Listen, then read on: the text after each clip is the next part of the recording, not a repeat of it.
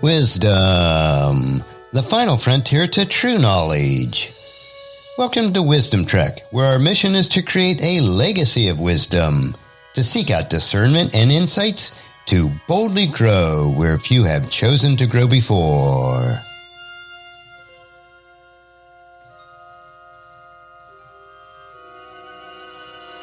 Hello, my friend. I am Guthrie Chamberlain, your captain on our journey to increase wisdom and create a living legacy. Thank you for joining us today as we explore wisdom on our second millennium of podcast. This is day 1491 of our trek, and it is Worldview Wednesday. Creating a biblical worldview is essential to have a proper perspective on today's current events. To establish a biblical worldview, you must have a proper understanding of God and His Word. This week on our Worldview Wednesday, we will continue our study based on a course that I recently completed, taught by Dr. Michael S. Heiser. Our study is titled Sons and Daughters of God, the Believer's Identity, Calling, and Destiny. Throughout this multi-week course, we will demonstrate that, in the Old Testament, sons of gods and holy ones refer to supernatural beings whose father is God and who work with God to carry out His will, and that His divine family was present before humanity. By fully engaging the biblical texts such as Psalm 82, Psalm 89, and Deuteronomy chapter 32, verses 8 and 9, our study will show that His divine family functions as a template for God's human family. God desires of humans, as His imagers, to participate in His counsel. This study addresses such issues as polytheism, the nature of little g gods, and Yahweh's uniqueness. This study will apply insights to the New Testament text and show how the metaphor of being in God's family informs our sense of identity and mission as believers. So today's primary topic is Imager, a God-breathed, united counsel. First we'll look at segment 24, Humans Animated by the Breath of God. Last week we left off talking about one outlier in our list of candidates for what the image of God idea might be, and that was the possession of a soul or soul and spirit. People use different terminology, and we're not worried about parsing the terms necessarily here, and you'll quickly see why. If we're going to go with biblical language, the idea of having a soul is having a nephesh. In Genesis.2 chapter 7, this is when God breathes into man, into Adam, and he became a living soul. The Hebrew here is nephesh, chayyah. That's biblical language. It turns out, though, that if you go back to Genesis chapter 1, verse 21, we read this: So God created the great sea monsters and every living creature that moves. The term here, every, is nephesh, hachayyah. So animals and humans are described with the same terminology with respect to the soulishness of each of them. What it refers to, the nephesh chayyah, in both passages, is a reference to the sort of animate life that we sort of know and experience. I can look at a dog and know that the dog is an animate life form. It could look at me. Something is going on up there in his head. It moves around, it makes decisions, then decides to go into that room or into this room. And that's what an animate life form is. Animals and humans are both described with the same vocabulary in the Hebrew Bible. Animals also have ruach. For those who want to say, well, the nephesh is different than the ruach. The soul is different than the spirit. We have a problem here too. Ecclesiastes chapter 3 verse 21 has animals possessing ruach. It is the same word for spirit used of humans. And if we look at it, nephesh and ruach are interchangeable, and the problem becomes even more evident than that. If you studied the terms, you would discover nephesh is often translated soul in the English Bible, and spirit comes from the Hebrew word ruach. If you studied both of these Hebrew terms, you would learn very quickly that they are used interchangeably to describe animate life, the source of emotions, the source of volition. In other words, decision-making capacity and generally one's internal disposition. So if you're going with the Old Testament terminology, nephesh and ruach are not different things. They are interchangeable terms, and the biblical text points to that direction in many, many places. According to the Bible, animals are described in the same way from this analysis. The idea of having soul or spirit as an arbiter for deciding what God's image means so we can't use this as our definition. So this is not the right way to determine the uniqueness of the human being in the image of God. To summarize this section, we see we have a problem. If we're going to go back to last week's list, the rest of the list of characteristics are all linked to a brain function. Of course, the situation is that not all humans at all stages of life, from conception until death, have the same cognitive functions. If they are used to determine possession of the image of God, it leaves some people out, and that can't be. So all of our standard definitions of being in the image of God have serious weaknesses. We need to understand a little better of what the image actually is. The realization will take us right back to the family motif and the participatory co-worker idea that we need to focus on. We're looking at the Old Testament family of God, specifically the divine beings. We need to look at what God tasked them to do and how they relate to Him, what their purpose is, and how that becomes a template for how God thinks about humans and how we should think about ourselves. And that takes us on to segment 25. Imaging is what unites us. I've said a couple of times that we have a plural language in Genesis chapter 1, which is related to the idea of imaging. The image of God is what unites gods and humans and members of the heavenly host. What we're talking about here is how to understand imaging. We know what it doesn't mean, so what does it mean? First, I think it would be wise for us to use a sentence in a specific way to think about this in our heads. As human beings, and as the divine beings or the supernatural family of God, they are and we are made like Him, like God, for a specific purpose of working with Him. Keep that in mind, and let's talk about what imaging means.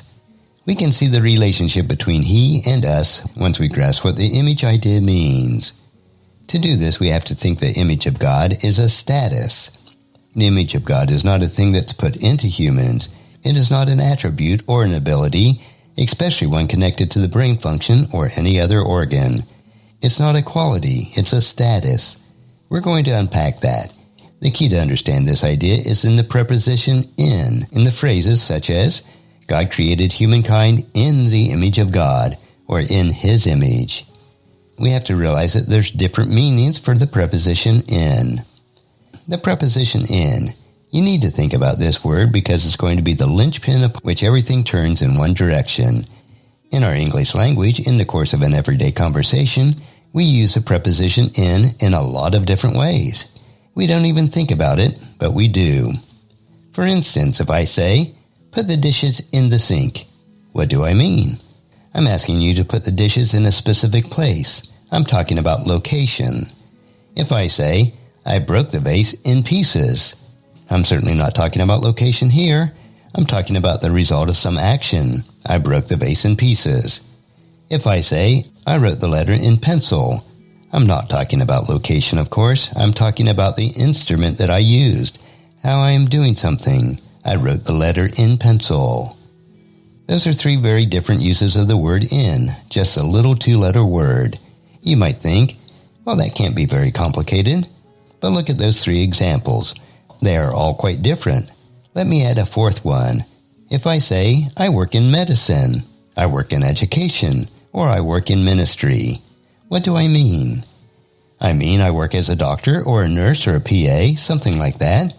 Or in the next example, I work as a teacher or I work as a principal and administrator. Or in our third example, I work in the ministry. I work as a pastor, a youth pastor, or some kind of work, a missionary, something that has to do with Christian ministry, all of these options.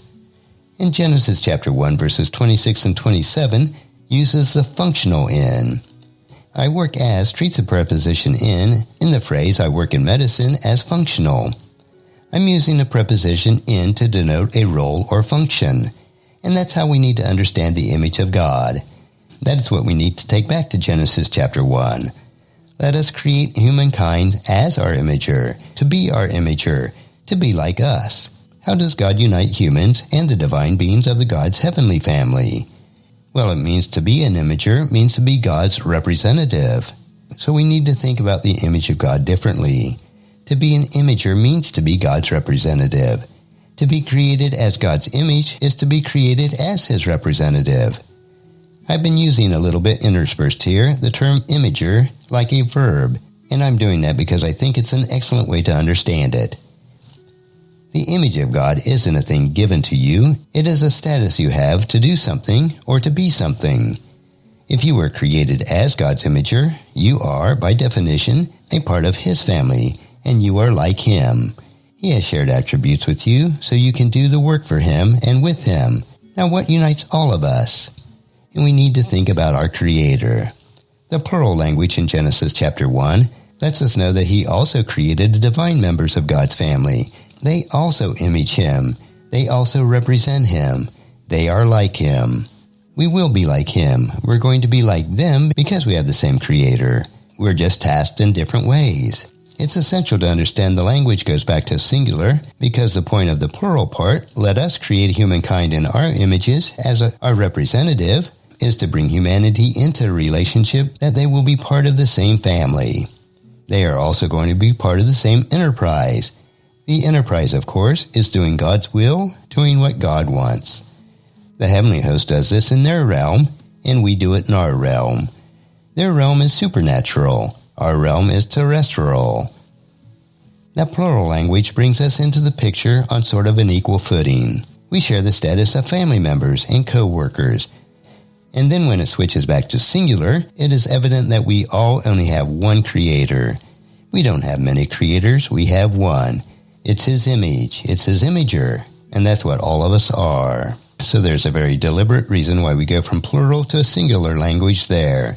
It's telegraphing some essential concept and some points. Fundamentally for us, it's about family being brought into a relationship, and it's about being a co-worker with God, being His representative in the earth that He has put us on. And that will finish our study for this Worldview Wednesday. Next week we will continue covering human family as imagers. Tomorrow, though, we'll enjoy a 3-minute humor nugget that will provide you with a bit of cheer, which will help you to lighten up and live a rich and satisfying life. So encourage your friends and family to join us and to come along with us tomorrow for another day of Wisdom Trek, Creating a Legacy. If you'd like to listen to any of the past 1,490 treks or read the Wisdom Journal, they are all available at wisdom-trek.com. And I encourage you to subscribe to Wisdom Trek on your favorite podcast player so that each day will be downloaded to you automatically. And thank you so much for allowing me to be your guide, your mentor, but most importantly, I am your friend as I serve you through the Wisdom Trek podcast and journal each day. And as we take this trek of life, together, let us always live abundantly, love unconditionally, listen intentionally, learn continuously, lend to others generously, lead with integrity, and leave a living legacy each day. I am Guthrie Chamberlain, reminding you to keep moving forward, enjoy your journey, and create a great day every day. See you tomorrow.